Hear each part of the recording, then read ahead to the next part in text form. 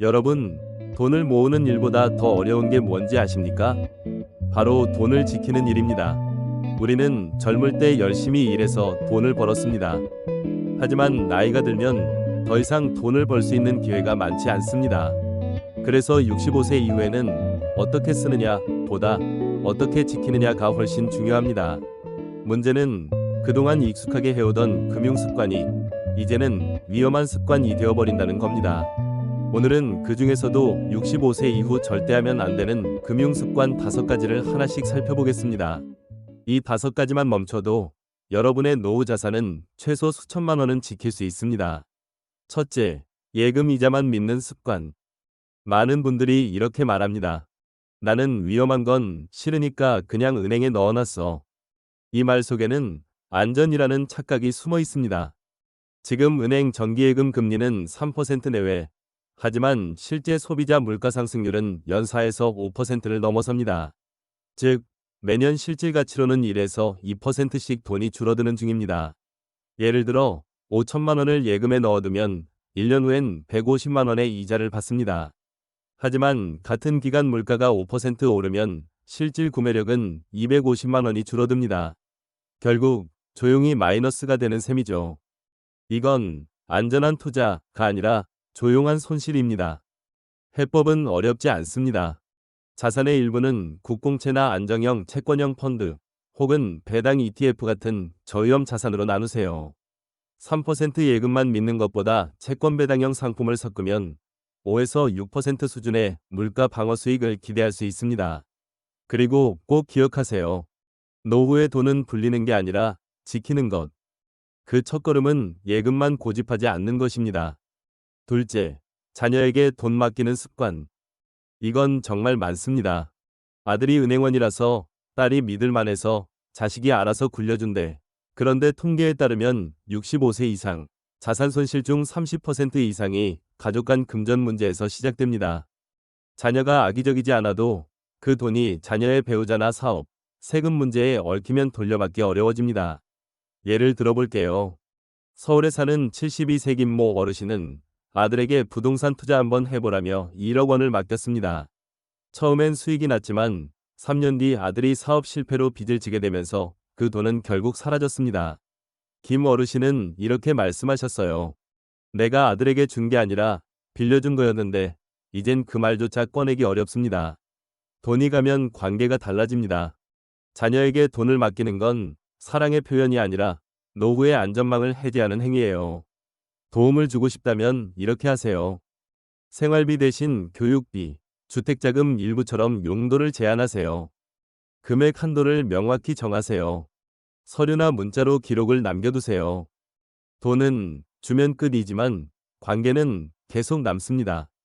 그래서 노후의 사랑은 돈이 아닌 신뢰로 주는 게 가장 현명합니다.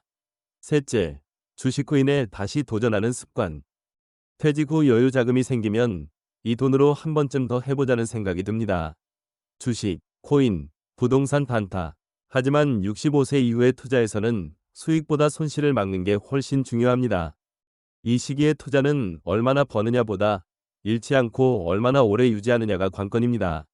실제 금융감독원 통계에 따르면 60대 이상 개인 투자자 손실률이 전 연령대 중 가장 높습니다. 왜냐면 잃으면 안 된다는 불안감 때문에 하락할 때 급하게 팔고 상승할 때 뒤늦게 뛰어들기 때문이에요. 특히 코인은 절대 하지 마세요. 하루에도 20에서 30%씩 움직이는 변동성. 지금은 젊은 사람들도 감당하기 힘든 시장입니다. 예를 들어 70세 박 어르신은 퇴직금 일부로 코인 투자에 참여했다가 3개월 만에 절반 이상을 잃었습니다. 이후 불면증과 고혈압까지 생겼습니다. 돈의 문제를 넘어서 건강까지 무너진 사례가 너무 많습니다.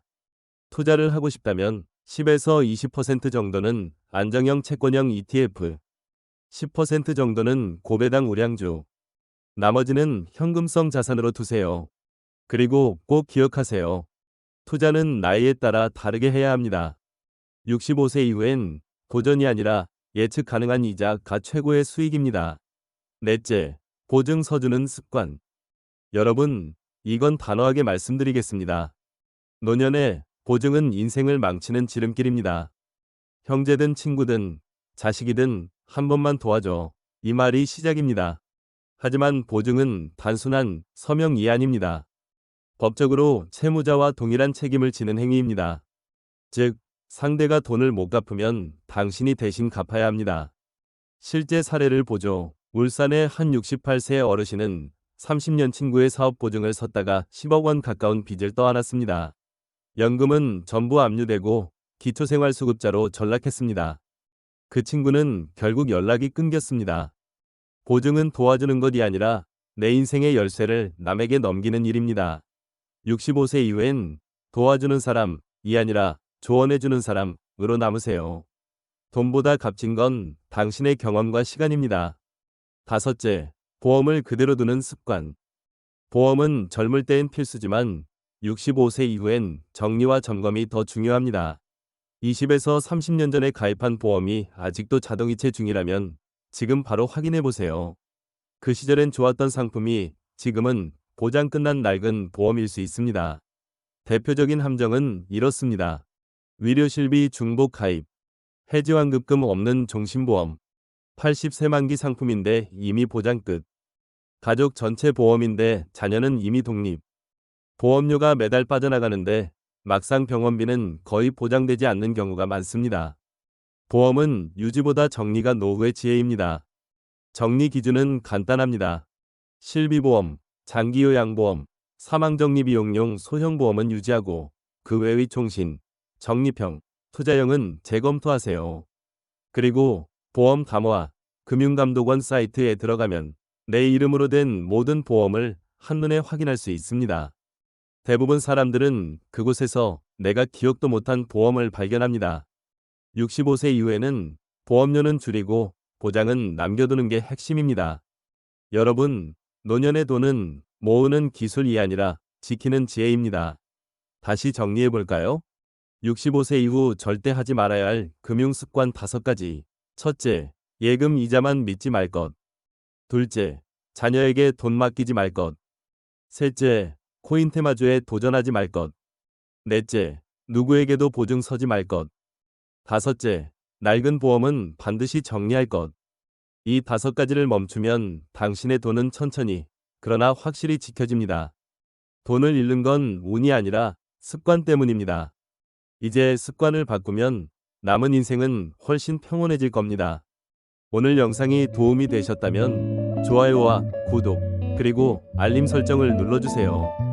다음 시간에는 퇴직 후 절대 가까이 하면 안 되는 인간관계 3가지를 말씀드리겠습니다. 여러분의 노후가 평안하고 단단하길 바랍니다. 감사합니다.